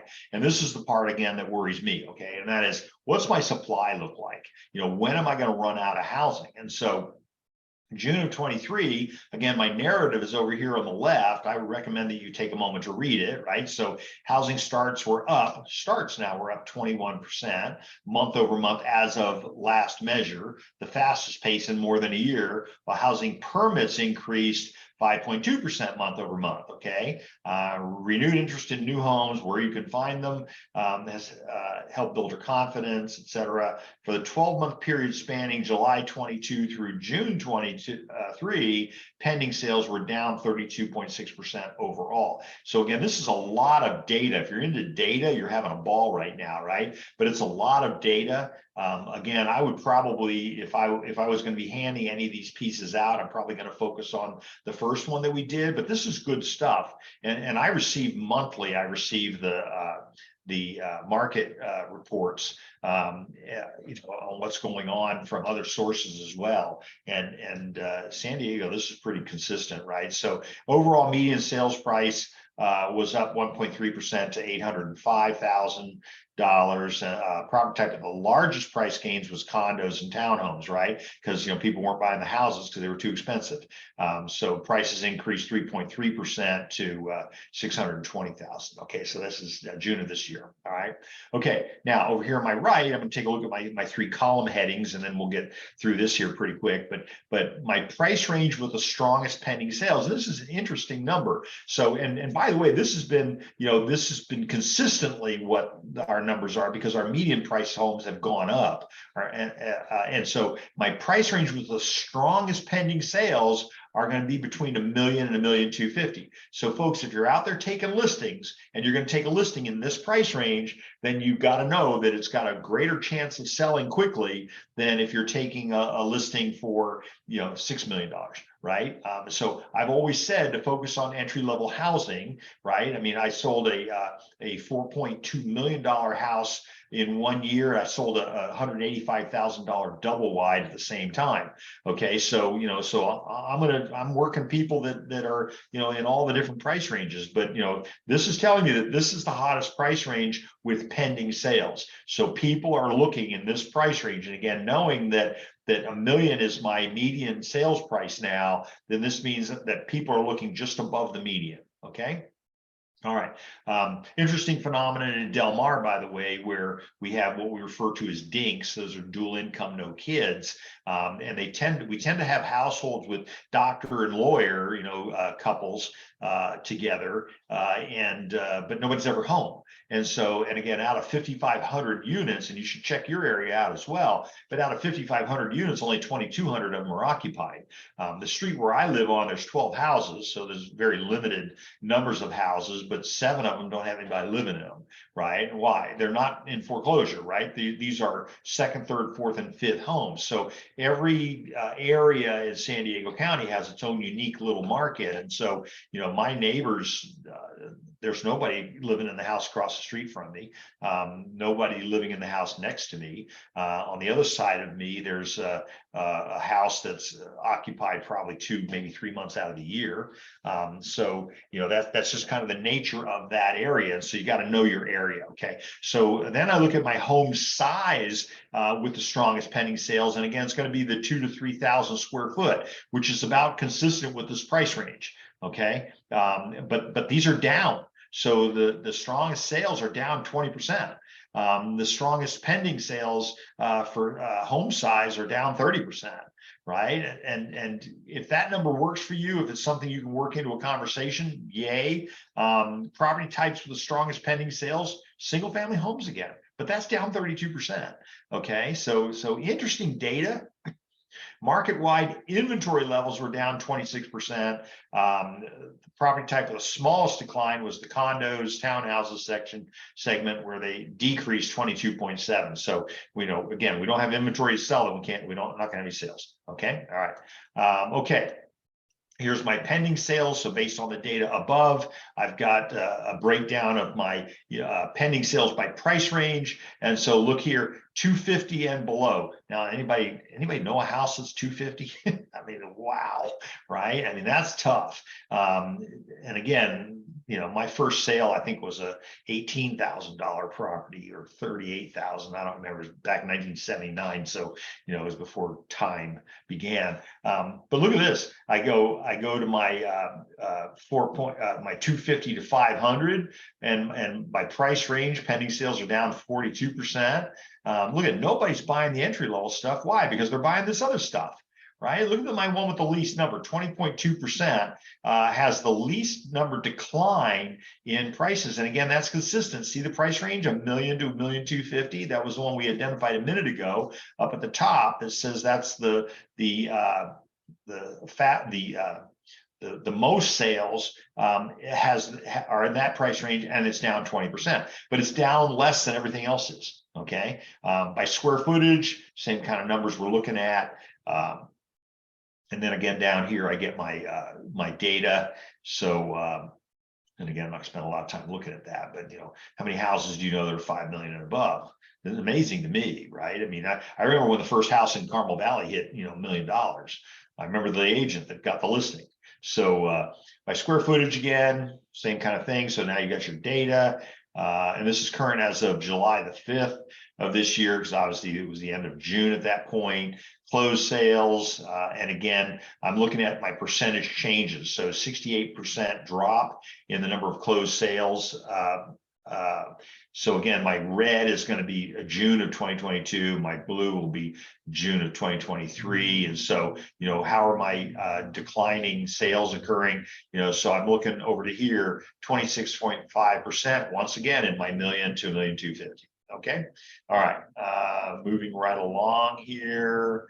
My median sales price again is again 50% above, 50% below. Look at my numbers in here. So 6,000 feet and above, 10% median sales price. Wow, that's just great. My property type, once again, single family homes. The graph here on the left is the two put together. So $920,000 this year versus $900,000 last year. Percentage of original list price received, again, that's always a number I'm looking at when I'm going on a listing appointment. If you price it right, okay, Mr. and Mrs. Seller, I know you raised your kids in the house. I'm not unsympathetic to that, but you got to find somebody that wants to buy a house where it was important to them that you raised your kids in it. I mean, it makes no sense. Okay, so I look at my negative numbers here, and so my price range. Interestingly enough, down 6.7% in my million to $1,250,000. So people are doing sales in that price range, and that's why. One of the reasons is because people are getting properties for a greater decrease in price than they were getting in other price ranges. So 250 and below, only 1.3%. Okay, all right. Days on the market until sale, once again, an indicator for us. I mean, if I know I've got, and we had a time here recently in San Diego where the average market time was 6 days. That was really ugly. I mean, that was, and so you and I see that at the pump, so to speak. We see that when we're talking with our buyer and we're saying, you've got to buy, if you're going to buy, you got to jump in now. We never write non-contingent offers, but we have buyers who insist on it, so we have to sign all the disclosures, and the SDR has a really good non-contingent offer advisory. CAR created one, so anytime a buyer removes a contingency at the time of the offer, you need to make sure you get that contingency removal form. And by the way, remember that the forms have bifurcated. It used to be one CR form. Now it's CR buyer, CR seller. So CR-B, CR-S, two separate forms now. Days on the market again. Look at my price ranges. So when I'm in my million, my days on the market are 57.9 million to 250. The days on the market at 5 million and above, down 1.5%. Okay, so my highest one is 750 to 1 million, up 66.7%. Okay. Okay, inventory of homes for sale. Once again, how much do I have left? And so I see my inventory is the highest in the 750 to 1 million, less than half of that on the million to $1,250,000. Okay, rolling right along. My monthly supply of inventory, how much, if we stop taking listings, how much before we run completely out? And so it looks like we've got certainly in my highest price range, 5 million, I've got a 73% increase in the monthly supply of inventory. And then, whoopsie daisy, what are you doing? Linda, help. That's very interesting. That's it. Can you all see that? My computer is going crazy. Okay, so let me get rid of a couple windows here. That's probably going to be the best way to do it. Can't get rid of that one. Okay, so I don't think I can go down. It says I'm on 8 of 8, so there may not be anything down below that. Okay, all right. So everybody good with that? That is my that was my housing supply overview. And again, I'm sure you're not going to go into looking at previous months or stuff like that, unless like me, you're doing trial work on it. Let's take a look at my lender mediated report. And so this is the part that fascinates me. And so again, I said a minute ago, Linda's got a broker in San Francisco that works under her ticket, who is also an attorney and specifically a bankruptcy attorney. And so his clients are all filing for bankruptcy. And so he made an interesting comment to me the other day, and he said, I'm seeing more and more properties going in arrears, more and more where the owner of the property is not making the payments on the property, starting to see more and more of that. And that's kind of consistent with the increase in the market time. It's just going to be one of those things. So let's take a look, again, comparing traditional sales to REO. And again, REO stands for real estate owned. It's not a cookie, and short sales. Okay. And so again, I've got a traditional sale, which means just a normal sale. I've got an REO, which is a bank owned property. And then I've got a short sale. And a short sale means that it's being sold by the owner prior to foreclosure, perhaps, but for less than the amount owed, so less than the debt service on the property. So, for example, they're selling it for $1 million, but they owe $1,050,000. And so when you're working these kinds of properties, sometimes you get into a conflict with the lender who asks you to do certain things in the transaction. You need to watch, check with your broker before you do anything that the lender tells you to do. Some people focus on these types of properties. I get it. There's an agent in UTC that I have a lot of respect for, who he says I'm always 3 years ahead of everybody else. So right now, where everybody thinks the market's going great, he's working on short sales. He's working on pre-foreclosure properties. He's talking to banks for when they get the REOs, things like that. So you might want to think about that. It's kind of like the Wayne Gretzky, it's not getting to the puck, it's knowing where the puck is going to be. And so interesting. So let's take a look at my lender mediated report.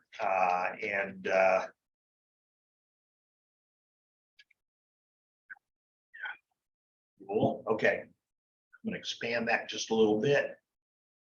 And okay, so my lender mediated means that the lender was involved in the decision to sell.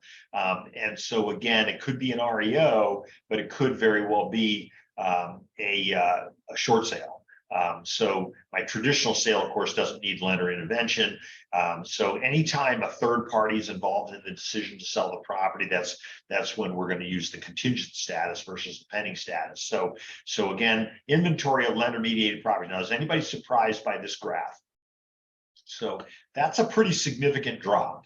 And so back in 2012, and I can tell you that statistically for me, the market had leveled in 2009. January of 2009, we had a leveling of the market in San Diego. I can prove it, obviously it's what I do. But something really, again, leveled, and then slight increases. But then something happened January of 2012. And I had people calling me from the four corners saying, what is going on? My answer was, I don't know. I mean, because the market just completely went crazy. And so we've literally seen that. And that's why you're seeing essentially an inverse graph here. So you're seeing this from May of 2012. And look what's been going on. Look at it, drop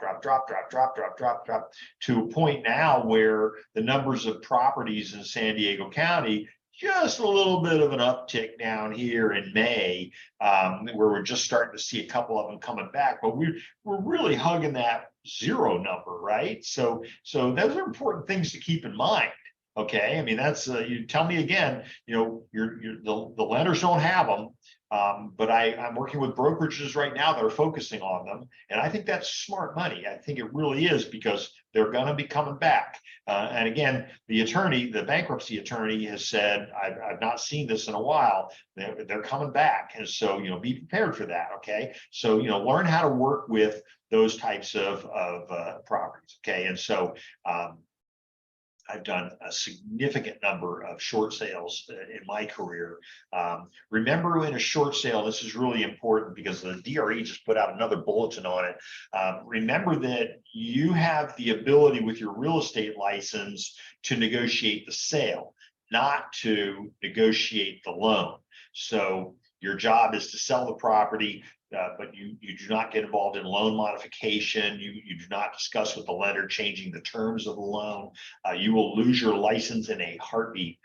So do not do that. Okay, and it's a very important point. So again, you do not have a license. Loan modifications. I'll never forget the DOJ came out with a position on it several years ago. Attorneys were doing them, everybody was doing them, and then all of a sudden they came back and said, "No, you need a real estate license to do that." Boy, I tell you, they indicted 16 attorneys right then. They created the rule, and then they went right after them. And it's like, wow. So check with your broker, make sure you're not getting into bad territory. So here's my lender mediated June of 2023.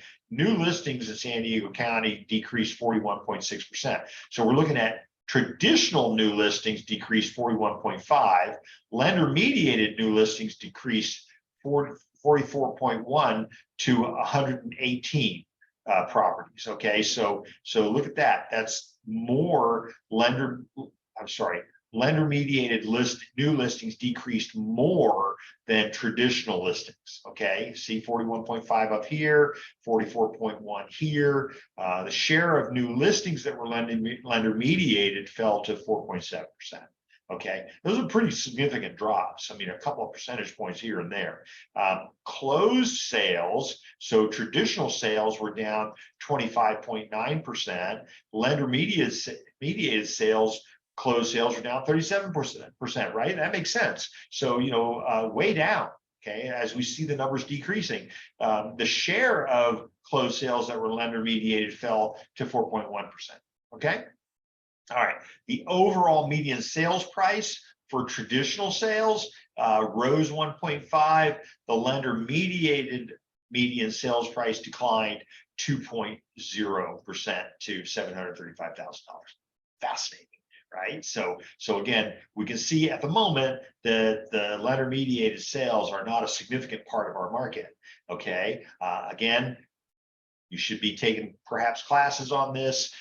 There's SDR has a lot of really good classes, a certified distressed property expert that they give. I know the instructors, they're good.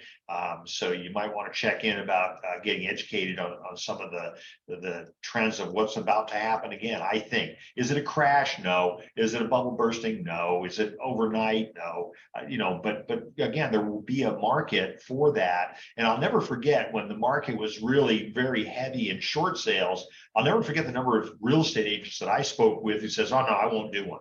There were so many, and they said, "No, I won't do it." Why? Well, they shouldn't be called short sale. It should be called long sale because they take forever to sell. And it's like, okay, I don't know. I had a whole group of people working on these things. I was representing a bank that was buying 400 homes a month.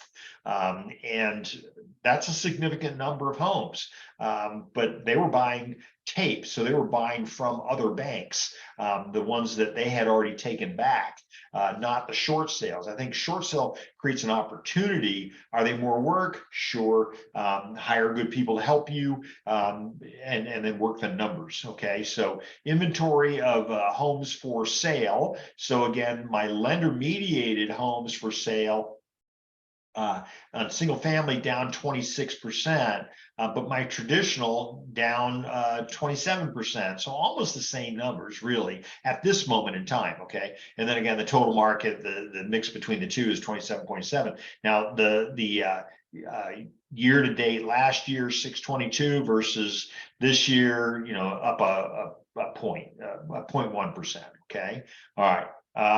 Lender mediated inventory by property type. So what kind of properties are they more likely taking back? And the answer is that obviously they've got the numbers are down significantly from last year at this time. Down single family is down to 135. So up townhouses and condos up, right? So people probably got just a little bit over their head. Again, remember when you're in the larger homes with the larger price ranges, they tend not to have mortgages. So they tend not to have properties taken back because they don't have mortgages. But my smaller properties are more likely to have a mortgage. And so, but when you're dealing with a $10 million property, there's probably no loan on it. Okay. Like I said, my neighbors, probably 22% of the street has a financing on it, maybe. So, okay. Again, inventory by price range, nothing in the 250 and below. But 250 to 500 is down 32%. For lender mediated, down 20% for traditional. So again, good numbers to work with. Then I have my lender mediated inventory by price range. So again, I see it, interestingly enough, I see the 750 to a million excuse me, aspirating here, versus my million to $1,250,000. Remember, that's my hottest price range right now.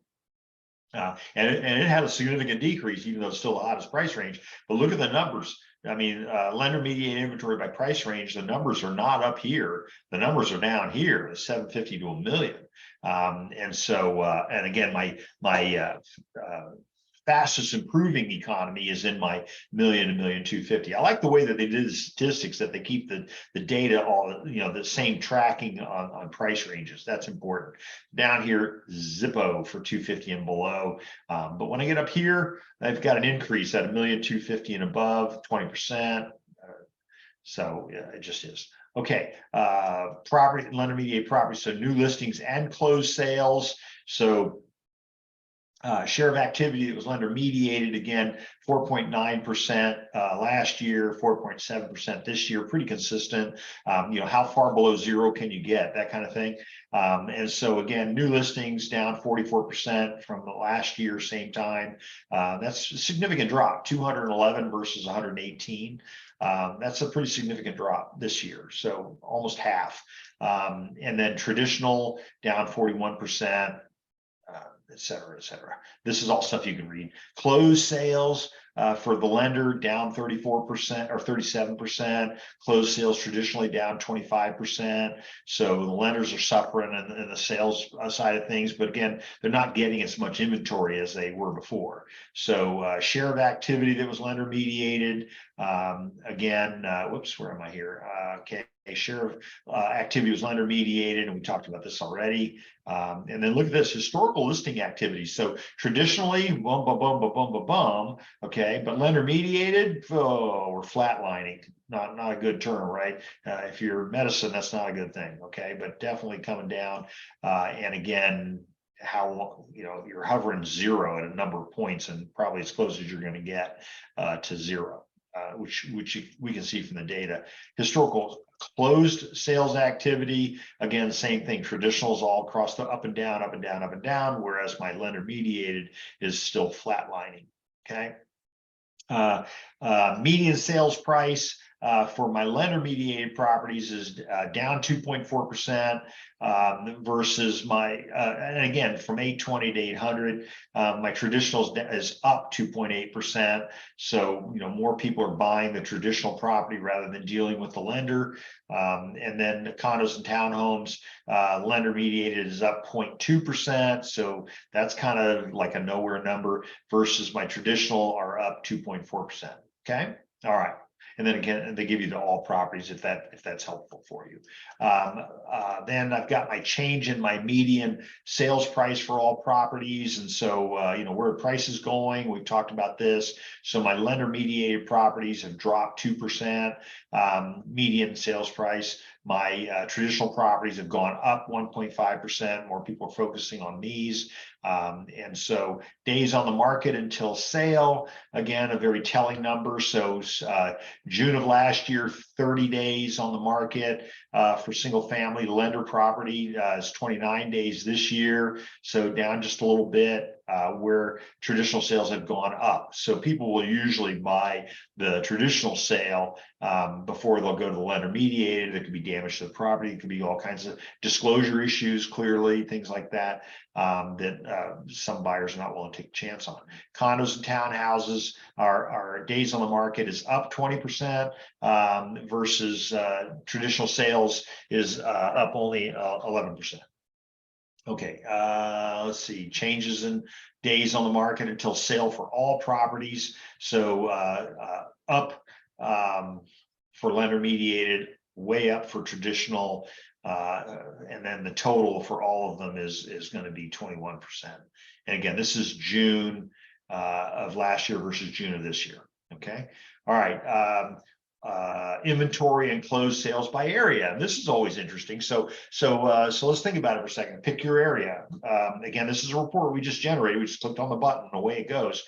So I'm going to go down my inventory for June of this year. So I've got my total market, how many homes there are in each of these areas.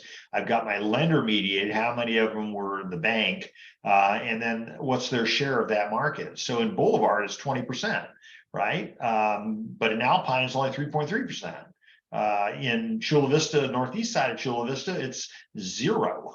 Okay, so interesting numbers. Descanso, Delzura, these are all 0 numbers. Closed sales for July 22 through June of 23. So over the last year, look at my total closed sales.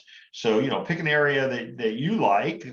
So for example, I'm always going to Del Mar, right? So in Del Mar, I've got 46 total properties, one of which is lender mediated. And again, that's only 2.2% of that entire market. And yes, we have foreclosed, or really there are no foreclosures in California because we don't do mortgages. We do loans secured by deeds of trust. So we have trust deeds. So we really have trustee sales versus foreclosures. You go to Florida where they actually have mortgages. Now they have foreclosures with a mortgage. So mortgages, foreclosures go to mortgage, trustee sale go to trust deeds. Okay. So when I'm looking at this, since last year, 148 properties, only 3 of which were lender involved, only 2%. So, I remember 318 El Amigo went back to the bank, and people were like, oh my God, what's that? That's a bad sign. This was 25 years ago. And everybody thought it was like the end of the days kind of thing. But we always have properties that are in the foreclosure. Does everybody hear what I'm saying? Really important to remember is we always have properties that are defaulted. There's always going to be something, right? I mean, loss of job, transfer, death.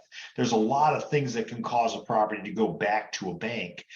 So I personally think that anything, you can work out most anything with a bank, but not everybody's willing to take that shot at it. Okay. So, but here we see it. I mean, there's places with 0, Rancho San Diego, 0.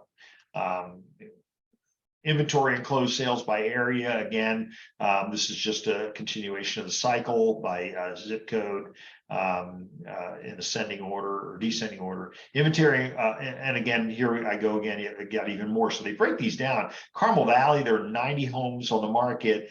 7 of them are lender mediated. Now that's interesting. When I did my class last week on CRS tax data and finding pre-foreclosure properties, now you see what I'm talking about. So in Carmel Valley, there's a handful of properties that are bank mediated. Over the year, 370 total homes, 16 of which. So the numbers are down based, on the most recent numbers, but still 4.3% of that market. So don't not focus on this, right? Of course, if you're going to focus on, only lender mediated properties, I probably wouldn't go to San Ysidro. There's none. Right. But maybe I want to go to something, where the numbers are, 13.8, Allied Gardens, Del Cerro. Maybe that's the best place to go. I don't know if I'm going to be focusing on that kind of a market. And again, with that class I did last week, and it's available on our YouTube website, where you can look up and do it yourself. You pick whatever area you want to work, and you'll be surprised. There's a lot of properties that are in distress, shall we say. Okay, median sales price by area again. So I'm not going to bore you with, I'm not going to read all this to you, but we've got some pretty interesting numbers in here. By area again, so lots and lots of numbers there. Now again, if I'm looking over here, if I'm looking by a particular zip code, and there I see Del Mar again. So these zip codes the numbers are going up as we go. Okay. All right. More of the same, and I think that's going to be right about it. So any questions about any of that material that we've covered here today? Anybody have any comments or questions? Again, this is where we found it. We found it off of the San Diego One page. We clicked on FastStats, but you could have also been on the home page and pulled it off the home page. But lots of really good information. Again, for marketing purposes, I'm probably going to focus on my local market updates. But I think the rest of it's just really good news. Okay, so that being said, let me go back to our PowerPoint. Again, what we talked about today was understand your housing market. And so again, I see all kinds of ways to make sales out of having the data that other people are not paying attention to. So, and as I mentioned a minute ago, I learned how to create a YouTube website. Even I can learn new things. And I learned this about a couple of months ago. And since that time, I've been loading everything up there. So our new YouTube website, again, get your QR code reader ready. If you have a phone, you probably have a QR code reader on it. There it is. Something else I learned how to do, and that was about a month and a half ago now. So there's your QR code. And there's actually some programs out there. I think there's QR Code Monkey or something where you can actually put your logo in the middle of it. So I haven't had a chance to play with that. Or you can just type into your browser @ Burke Real Estate Consultants Inc. And one of the reasons I'm showing you this is that because I'm going to be teaching the DRE class, the continuing education RPA class, I have to give people a location to get the forms so that they can sign up for the class. And so that's one of the requirements. But the YouTube website is separate from that. But there you go, bit.ly/real-estate-ed. Again, all in lowercase because we want to make it easy for you to find it. But that's what I'm all about, is education.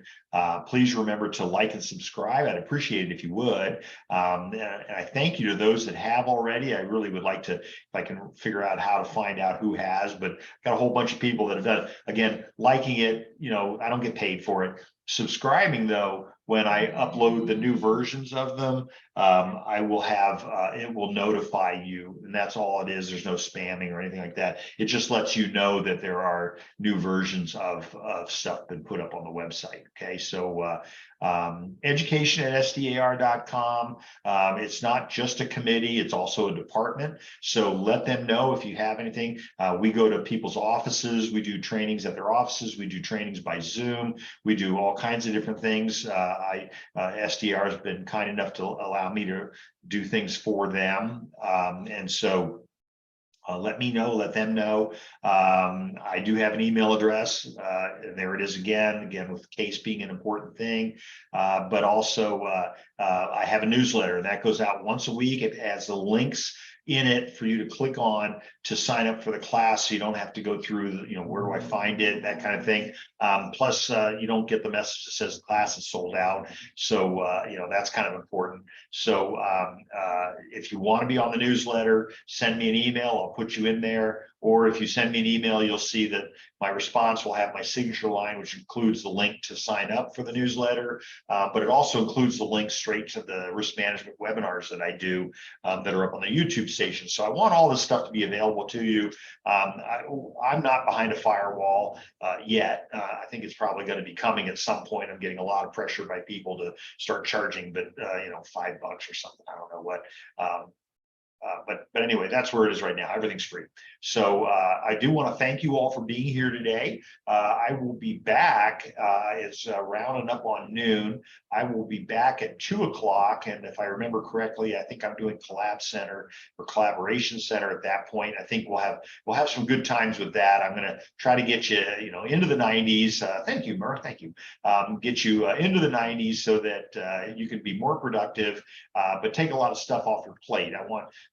This business is a systems business, and so hopefully we're learning some of those systems that we can put in. I really like the Collab Center. It's a very useful tool.